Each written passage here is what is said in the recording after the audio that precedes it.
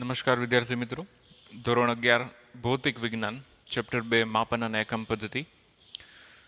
એના આગળ થોડાક સ્વાધ્યાયના દાખલા જે જોઈએ આપણે. સ્વાધ્યાયનો દાખલા નંબર 9 જોઈએ. એમાં તમને એવું કીધું છે કે ભાઈ તમારી પાસે એક મકાનનો ફોટોગ્રાફ છે જે 35 mm સ્લાઇડ ઉપર છે. આ ફોટોગ્રાફનું જો ક્ષેત્રફળ જોઈએ તો 1.75 સેન્ટીમીટર સ્ક્વેર છે. બરાબર.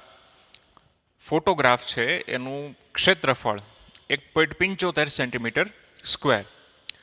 પછી આ ફોટોગ્રાફને પ્રોજેક્ટર ઉપર મૂકીને મોટા પડદા ઉપર એનું જો પ્રતિબિંબ મેળવીએ, આ ફોટોગ્રાફનું પ્રતિબિંબ મેળવવાનું છે ક્યાં, તો કે પડદા ઉપર, તો આ મકાનનું ક્ષેત્રફળ થઈ જશે 1.55 મીટર સ્ક્વેર. તો આપણને કીધું છે કે ભાઈ આની રેખીય મોટવણી શું થશે. તમે 10મા ધોરણમાં પ્રતિબિંબ અને વસ્તુ માટે મોટવણી શીખી ગયા છો. મોટવણી બરાબર તમે લીધું હતું કે ભાઈ પ્રતિબિંબની ઊંચાઈ છેદમાં વસ્તુની ઊંચાઈ, આ રેખીય મોટવણી કહેવાય. બરાબર. HI upon HO એટલે કે પ્રતિબિંબની ઊંચાઈ છેદમાં વસ્તુની ઊંચાઈ. આવી જ વસ્તુ તમે ક્ષેત્રફળ માટે પણ કરી શકો. એટલે આ બંને જે ડેટા આપણને આપ્યો છે તો એમાં આ થઈ વસ્તુનું ક્ષેત્રફળ અને આ એના પ્રતિબિંબનું, કારણ કે પ્રોજેક્ટર દ્વારા તમને પડદા ઉપર જે મળે એ આ વસ્તુનું પ્રતિબિંબ કહેવાય.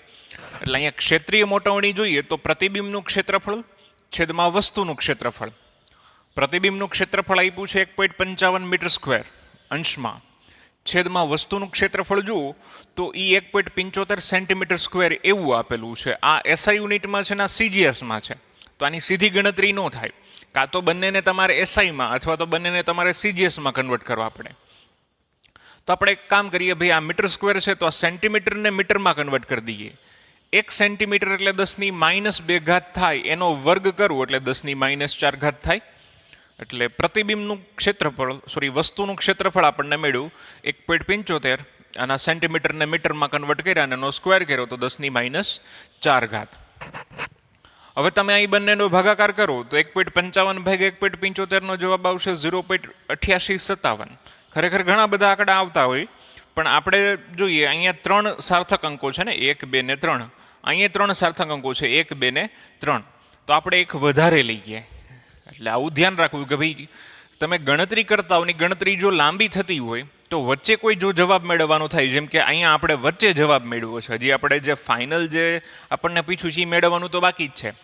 જ્યારે આવી ગણતરીમાં વચ્ચે કોઈ જવાબ આવતો હોય તો એમાં જે સાર્થક અંક આવવા જોઈએ એના કરતાં એક વધારે રાખવાનો. બરાબર. એટલે અહીંયા તમે જુઓ તો અહીંયા 3, 3 છે તો જવાબમાં 3 રખાય, કારણ કે ગુણાકાર ભાગાકારમાં એવો નિયમ છે કે લઘુત્તમ સાર્થક અંક જવાબમાં રહેવા જોઈએ. તમને જે કિંમત આપી છે એમાંથી જેની પાસે લઘુત્તમ સાર્થક અંક હોય એટલા જ સાર્થક અંક જવાબમાં રહેવા જોઈએ. એટલે અહીંયા 3, 3 છે તો જવાબમાં 3 રાખવામાં આવે, સીધી વાત છે. પણ આપણે એક વધારે લઈએ એટલે આપણે 0.8857 લખ્યા છે. -4 છે, છેદમાં છે, અંશમાં જાય તો 10⁻4 થઈ જાય. એટલે 0.8857 ગુણ્યા 10⁻4 એટલે 8857 થાય. આ ક્ષેત્રીય મોટવણી થઈ આપણે. હવે ક્ષેત્રફળ એટલે આપણે એવું કહીએ કે ભાઈ A બરાબર ચોરસ જો લઈ લઈએ તો A બરાબર L² એવું થાય. ક્ષેત્રફળ બરાબર લંબાઈનો વર્ગ. એટલે જો લંબાઈ મેળવવું હોય તો તમારે ક્ષેત્રફળનું શું લેવું પડે? વર્ગમૂળ લેવું પડે. તો અહીં આપણે જે ક્ષેત્રીય મોટવણી મળી છે એનું વર્ગમૂળ લઈએ તો એ આપણને લંબાઈ, આમ જોઈએ તો અહીંયા તો રેખીય મોટવણી આપશે. એટલે રેખીય મોટવણી બરાબર વર્ગમૂળમાં ક્ષેત્રીય મોટવણી, એટલે કે આવડું આ એનું વર્ગમૂળ કાઢું તો 8857નું વર્ગમૂળ 94.1, પછી ઘણા ડિજિટ આવે. બરાબર. પણ આપણે હવે આ ફાઇનલ જવાબ છે તો એમાં સાર્થક અંક ધ્યાનમાં લેવા પડે. આની પાસે 3 છે, આની પાસે 3 છે, તો જવાબમાં કેટલા રહેવા જોઈએ? 3 જ રહેવા જોઈએ. એટલે આપણે જવાબમાં 94.1 એવું રાખ્યું છે. તો આ આપણા દાખલાનો જવાબ થયો. એની રેખીય મોટવણી જે તમને ડેટા આપ્યો તો તમે રકમ ટેક્સ્ટ બુકમાંથી વાંચશો સ્વાધ્યાય દાખલા નંબર 9ની, તો રકમ ઉપરથી આપણે આ ડેટા બનાવ્યો હતો અને એના દ્વારા ગણતરી કરી છે. આપણને પૂછ્યું હતું રેખીય મોટવણી કેટલી, તો કે 94.1. પછી 10મો એક દાખલો જો, તો એમાં એવું કીધું છે કે ભાઈ નીચે આપેલી સંખ્યા માટે સાર્થક સંખ્યા નક્કી કરો, સાર્થક અંક નક્કી કરવાના કીધા છે. એ આપ્યું છે 0.007. હવે જો તમે સાર્થક અંક અને સાર્થક સંખ્યા માટેના આપણે જે નિયમો શીખ્યા છીએ એ તમે બરોબર જો સમજાવો તો એના આધારે તમે આ જવાબ આપી શકો. બરાબર. આમાં જોઈએ તો 0.007 મીટર સ્ક્વેર, એટલે આમાં જુઓ તો સંખ્યા એક કરતાં નાની છે. એક કરતાં નાની હોય તો દશાંશ ચિહ્નવાળી સંખ્યામાં દશાંશ ચિહ્નની જમણી તરફના, પરંતુ પ્રથમ અશૂન્યની ડાબી તરફના શૂન્યોને સાર્થક અંક નથી કહેવાના.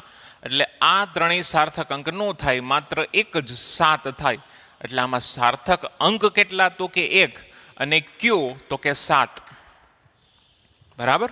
એટલે આ જે આપણને માપ આપ્યું હતું 0.007 મીટર સ્ક્વેર, એમાં સાર્થક અંક એક જ છે, અને એ કયો છે? તો કે 7. બીજું જોઈએ બી, 2.64 × 1024 કિલોગ્રામ. એટલે આ વૈજ્ઞાનિક રીતે લખેલું છે, એ × 10 સ્વરૂપમાં છે. તો આપણને ખબર છે કે ભાઈ આપણે તો ઘાતને ગણવાની ન હોય, તો માત્ર આને જ જોવાનું હોય. અને આમાં જુઓ તો 1, 2 ને 3, એટલે આમાં સાર્થક અંક કેટલા? તો કે 3. ક્યાં ક્યાં? તો કે 2, 6 અને 4. બરાબર. પછી સી જોઈએ તો 0.2370 ગ્રામ પ્રતિ સેન્ટીમીટર ક્યુબ એવું આપ્યું છે આપણને. તો આ સંખ્યા એક કરતાં નાની છે. બરાબર. એટલે એમાંય જુઓ તો છેલ્લે 0 આવે છે. તો આપણે નિયમમાં શીખાશી કે ભાઈ જો છેલ્લે 0 જેટલા આવતા હોય એની બધાને ગણવાના, પણ પહેલા આવતા હોય એ નહીં ગણવાના. બરાબર. એટલે આમાં જુઓ તો 1, 2, 3 અને 4, આમ 4 સાર્થક અંક થાય છે. અને ક્યાં ક્યાં? તો કે 2, 3, 7, 0. બરાબર. હવે 4 સાર્થક અંક થયા. આમાં જુઓ ડીમાં આપણને આપ્યું છે 6.320 જૂલ. તો આમાંય છેલ્લે 0 આવે છે. છેલ્લે 0 આવતું હોય તો આપણે ગણીએ છીએ, પોઈન્ટ વાળી સંખ્યા હોય તોની વાત છે. બરાબર. તો 1, 2, 3 અને 4, એટલે આમાં સાર્થક અંક છે 4. ક્યાં ક્યાં? તો કે 6, 3, 2 અને 0. ઈમાં આપ્યું છે 6.032 ન્યૂટન પ્રતિ મીટર સ્ક્વેર. 6.032 ન્યૂટન પ્રતિ મીટર સ્ક્વેર. આમાં જુઓ તો આમાંય 4 જ થાય ને, 1, 2, 3 અને 4. એટલે આમાં સાર્થક અંક કેટલા ટોટલ? તો કે 4. ક્યાં ક્યાં? 6, 0, 3 અને 2. એટલે અહીંયા વચ્ચેના 0 આપણે કાઉન્ટ કરીએ છીએ. નિયમમાં બધું શીખાશો. એફ જોઈએ 0.0006032 મીટર સ્ક્વેર. આપણે આ એકઈ 0 ને ગણવાના નથી નિયમ પ્રમાણે. જો એ 0 વચ્ચે આવતો હોય તો ગણવાનો હોય. તો આમાં સાર્થક અંક કેટલા થયા? 1, 2, 3 અને 4. એટલે કે 4 સાર્થક અંક છે. ક્યાં ક્યાં? તો કે 6, 0, 3 અને 2. બરાબર.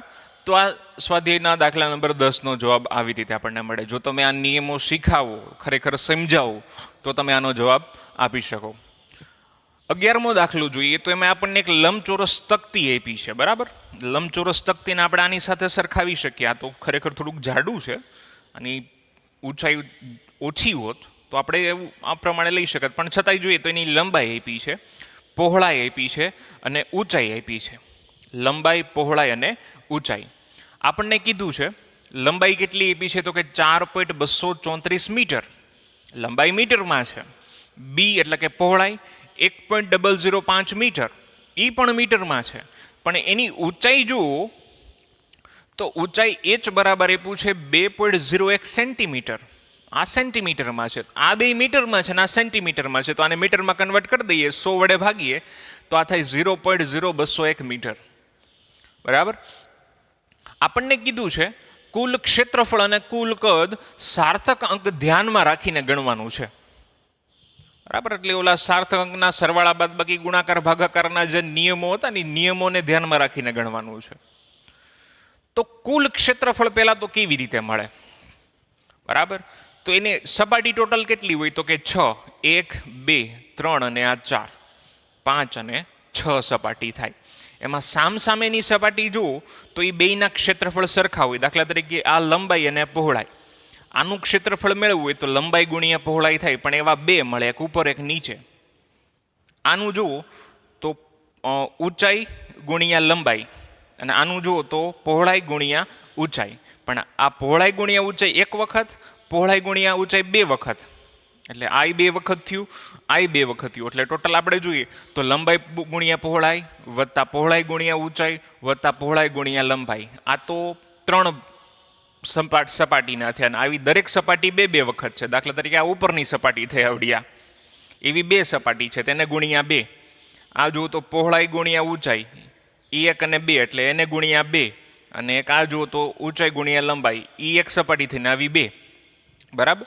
તો કુલ ક્ષેત્રફળ આપણને આવી રીતે મળે. આપણે બધાની કિંમત મૂકીએ. 2 લંબાઈ છે 4.234 ગુણ્યા પહોળાઈ છે 1.005 વધતા પહોળાઈ છે 1.005 ગુણ્યા ઊંચાઈ 0.0201 વધતા ઊંચાઈ છે 0.0201 ગુણ્યા લંબાઈ 4.234.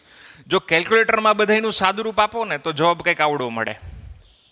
આનો ગુણાકાર કરો, આનો ગુણાકાર કરો, આના ગુણાકાર કરો, ત્રણેયના સરવાળા કરીને એને ગુણાકારમાં 2 કરો એટલે જવાબ મળશે 8.720498. લાંબો જવાબ થયો ને બહુ. બરાબર. હવે અહીં પાછો પ્રશ્ન થાય કે અહીંયા સરવાળાનો નિયમ લાગુ પાડવો કે પછી ગુણાકારનો નિયમ લાગુ પાડવો? કારણ કે ગુણાકાર પણ આવે છે અને સરવાળો પણ આવે છે. બરાબર. તો યાદ રાખજો, ક્ષેત્રફળ છે તો આપણે ગુણાકારનો નિયમ લાગુ પાડશું. બરાબર. ગુણાકારનો નિયમ શું છે? તો કે તમને જે માપન આપેલા છે, અવલોકન આપ્યા છે, એમાં જે લઘુત્તમ સાર્થક હોય ને એ જવાબમાં રાખવાના. આની પાસે સાર્થક અંક કેટલા? તો કે 1, 2, 3 અને 4. આની પાસે કેટલા? તો કે 1, 2, 3 અને 4. જરાની પાસે 1, 2, 3. આ જુઓ, આપણને ખબર છે એક એકમમાંથી બીજા એકમમાં જઈએ તો સાર્થક અંક બદલાતા નથી. એટલે 1, 2, 3. આની પાસે 3 છે તો આની પાસે 4, 4 અને 3. તો જવાબમાં કેટલા રહેવા જોઈએ? 3 રહેવા જોઈએ. તો આને 3 અંક સુધી રાઉન્ડ ઓફ કરું તો આ 0 પછીના બધા દૂર કરવાના. 0 વહી જાય તો વધે કેટલું? 8.72 મીટર સ્ક્વેર. બરાબર. તો આપણને મળ્યું લંબચોરસ તકતીનું કુલ ક્ષેત્રફળ. હવે આવું જ કીધું છે કદ મેળવો. કદ થાય લંબાઈ ગુણ્યા પહોળાઈ ગુણ્યા ઊંચાઈ, બધાની કિંમત મૂકી દઈએ. 4.234 ગુણાકારમાં 1.005 ગુણાકારમાં 0.0201. આ બધાનો ગુણાકાર કરો કેલ્ક્યુલેટરમાં. 0.085 52 89 17 આવો જવાબ આવે. કદ આટલું આવે. પણ ગુણાકાર છે તો આપણે લઘુત્તમ સાર્થક અંક છે એ જવાબમાં રાખશું. આની પાસે 4 છે, 4 છે ને 3 છે, તો જવાબમાં 3 જ રહેવા જોઈએ. તો 3 અંક સુધી આને 3 સાર્થક અંક સુધી રાઉન્ડ ઓફ કરું તો 0.0885 3 સાર્થક અંક થઈ ગયા. તો 2 પછીની બધી સંખ્યા આપણે દૂર કરીએ. 2 5 કરતાં નાનો છે તો આગળ કંઈ ઉમેરવાનું થાય નહીં.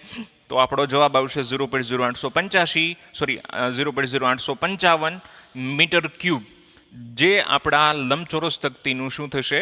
કદ થશે. ક્લિયર? જોઈ જાઓ 3 દાખલા.